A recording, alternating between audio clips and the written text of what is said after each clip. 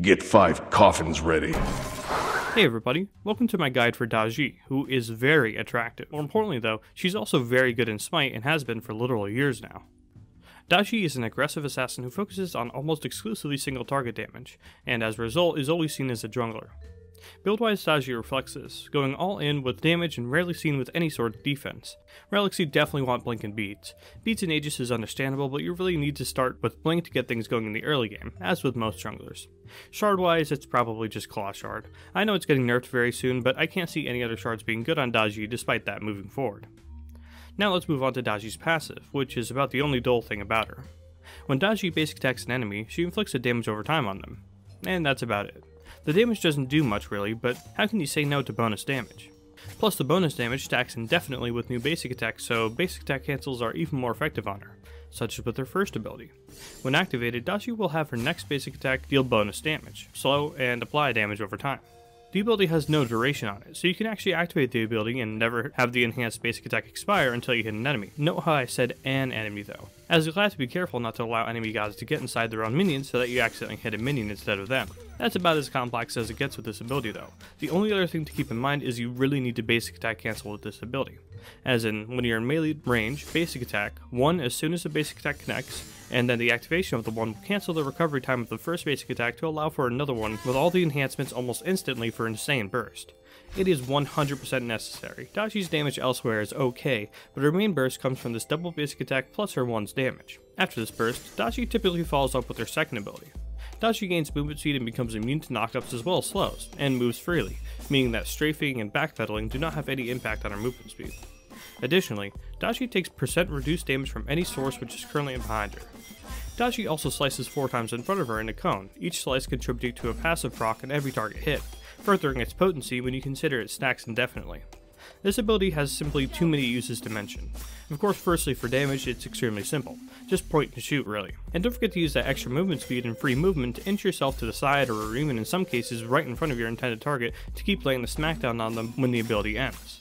Defensively and for chase down, this ability gives you immeasurable options though. To get the very niche uses out of the way first, unavoidable abilities such as Nemesis Ultimate and Nuwa Ultimate will actually still be reduced in damage if Daji is using this ability and facing away from the enemy god at the time the ability hits. I know, it's super niche, but it's actually worth knowing. Generally though, that damage mitigation is sort of a bonus for what you'll already be doing with this ability sometimes, i.e. running away. So that's all great, but let's talk about the other two aspects, knockup immunity and slow immunity. Utilizing this will require you to have good knowledge about what the enemy gods are capable of, but you never ever want to forget what this ability is capable of when diving on an enemy. Daji is actually one of the few assassins right now who can go toe to toe with Hebo thanks to this ability alone, able to completely immune his second and third abilities. And honestly, that slow immunity comes up so often that it's really a no-brainer to time this ability with the enemy's usage of their slow ability, especially when it comes to diving on mages and warriors. Speaking of diving though, let's touch on what actually allows you to dive onto people, her third ability. Daji selects a target. This target can be any entity, enemy or ally. After a short windup, she teleports to that target, dealing damage in a small AoE around them, applying her passive in the process. Another little tidbit to get out of the way, Daji can change to where she lands by changing the direction she's currently looking while casting the ability, so you can actually land yourself to the side or in front of your target. You don't want to do this every single time, as keep in mind placing yourself in a certain way can accidentally make it easier for the enemy team to peel you off your target. So in that sense, when they're alone, give yourself a good spin every time. So this ability is your obvious jump on someone and start slapping them button, but don't forget about all of its other uses too. Use it to jump over walls to get onto buffs, use it on minions or an ally god to escape, and don't forget about random little things too. Keep in mind that the initial windup is fully interruptible though, and not to mention if the target uses their leap or teleport while you 3 them, which by the way is made very obvious to your intended target, you will simply use your 3 in place instead, so it's not like it's without its counters. So far Daji has great mobility and burst, but is lacking in CC and non-interruptible ways to get in and out of fights. I wonder if she has an ability like that. In Daji's ultimate, she becomes CC immune and goes into the air on her Powwow, where she becomes immune to new forms of damage as well. She's able to fire out 3 chains. These chains hit in an AoE and slow any enemy gods hit, and will not damage minions, and these chains do work over walls as well. After 3 chains have been fired, regardless of whether or not they hit anything, or whenever Daji chooses to cancel the ability, Daji leaps down in the direction of her choosing, pulling any enemy god still currently chained to the Powwow and applying a damage over time. Clearly though, the pull into the Powwow is what this ability is used for, not necessarily the damage. Note how I said gods still chained though. as enemy gods are able to use any form of CC immunity like an ultimate or purification beads at any time they are chained to break the chain completely, and gods who have broken a chain by being CC immune cannot be rechained whatsoever, although they'll still take damage if a chain hits them. Let's talk about the initial part of the ability first. Daji becoming CC immune and damage immune is obviously fantastic, but keep in mind your only options up there are chain or leap, and neither option is exactly swift. So while you can use this ability to save yourself, and you should never forget about using it to immune enemy abilities or just save yourself when you get jumped on, keep in mind that, like with Daji's other abilities, this ability is meant to be used aggressively, so let's talk about that instead. This ability is absolutely insane for reasons I doubt I need to get into. However, as you can probably guess, timing it can be extremely tricky. You need to not only be in range to catch people initially, but also have the option to catch people if they use their movement abilities. This is usually where Blink comes in later in the game. So when do you want to do it? Of course this changes every fight, but you typically want to do it after your primary engage has just finished, using this ability as a sort of secondary engage. Then, try to target anyone who has used their beads or ultimates after the first engage, and like with Ares, you want to keep a mental checklist of who can immune your ultimate at every given moment and focus the hell out of anyone who can't avoid it. Even tankier targets are good pull opportunities, again so long as you're not starting a fight with this and you're using it after the primary engage is already finished. Using it in the late game is going to be extremely difficult, and while Daji is simple in the early and mid game, getting good ults off late game is just about all she's capable of since she's so in your face outside of that ultimate, which is of course a death sentence against late game hunters and mages. Earlier on in the match, while ganking, it's of course much simpler. You pretty much always save it as a finisher, and that's that. Speaking of which, some combos with Daji. 3 basic, 1 basic, 2 keep chasing and ult if you need to. Blink basic, 1 basic, 2 chase with your 3 and or ultimate.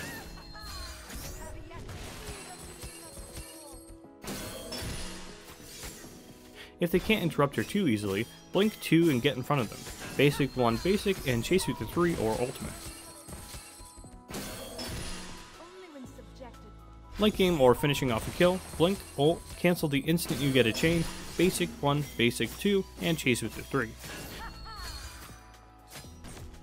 Okay, so in this first clip here, you can sort of see I shorted myself a bit on farm here. I'm only level 3, my Anubis is level 5, that was intentional. I didn't want to split too many waves with him because he's Anubis, I wanted to get him a little ahead. So the Hades and Tsukuyomi are forcing on right now. It's Hades Tsukuyomi, it's a pretty safe bet they can pressure him a little bit. Okay, so the Hades is walking up, so I want to try and get him off first. Get him off of the Anubis first, and the Tsukuyomi is just going off into the jungle. There's nothing really to do over there, so that's the thing. So anyways, I just walk straight up to him. Basic 1 combo. The Tsukuyomi tries to go on the Anubis, so maybe he was doing like a pump fake going over there. So I saw the Hades first. Didn't expect the Tsukuyomi to come back, so I switch over to him. Just basic 2. Take a lot of damage from the Hades. But I knew the whole time I had my 3, so you can actually 3 to the Bastions, by the way.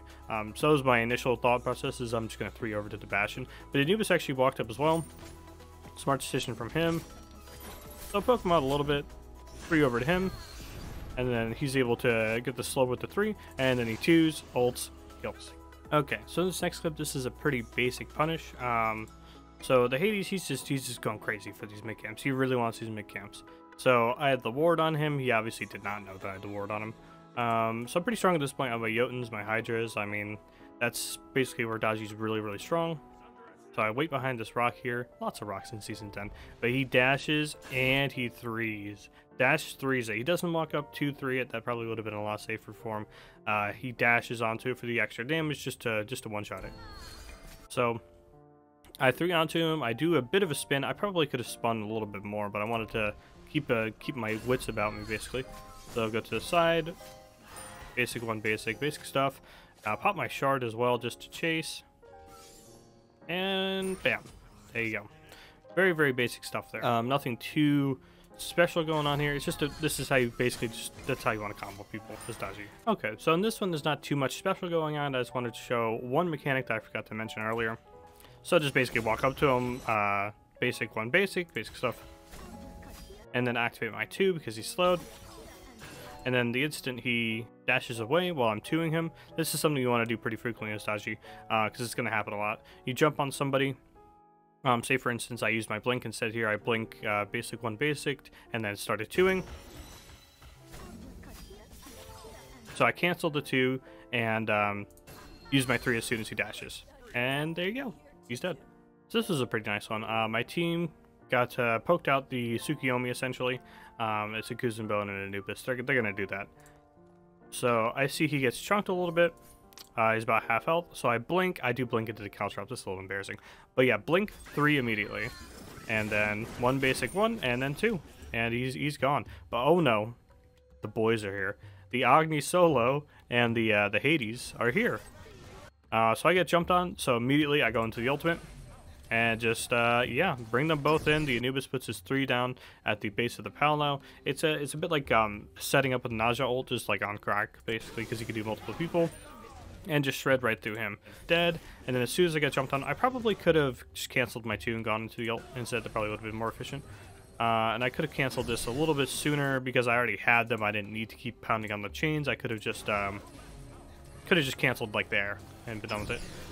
But yeah. Alright, so here I am going into the enemy jungle, and I got spotted by a big old poopy head over here. So he probably had a ward in here or something and just saw me coming. So 3-2s me.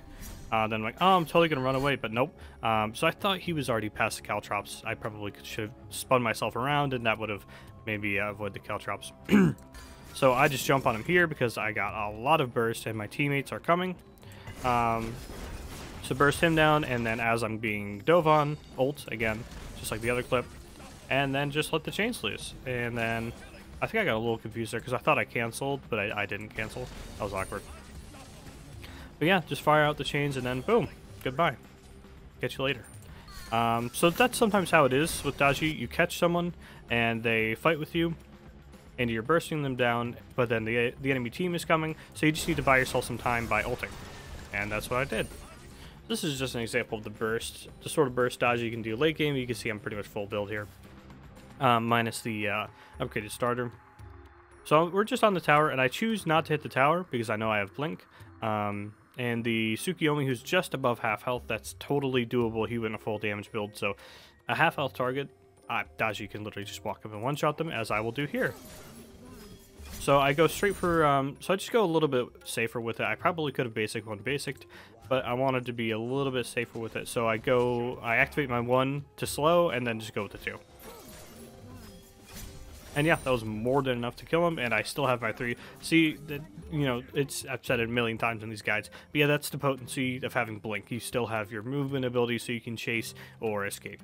So that's why you want blink. So in this one, finding examples to use the damage mitigation for Daji 2, it can be a little difficult, but I was able to get an example. So let's watch. So first and foremost, just diving on her like this is just the potency of Daji 2, because she just completely shuts down everything he wants to do. You can't knock her back into her 2. You can't slow her with your 1. You can't knock her up with your 3. That was more niche, but you know what I'm saying. So basically, all I do here is I just 3 on him, get behind him, and then just immediately mash 2. But that's not the point of this clip. The point of this clip is more over here. So the Ram and I get Phoenix. We're going into middle Phoenix. We're just trying to poke it a little bit. I thought we could have done a little bit more damage than this, but anyways, I tank it for as long as I can, and look what I'm doing. I'm facing away from the tower and from the Phoenix, and it does way less damage than it should. It goes from 382 to 262 with the next shot. So I use the damage mitigation to save myself. Okay, so here I get caught a little bit, but this is just to show the insane burst of Daji.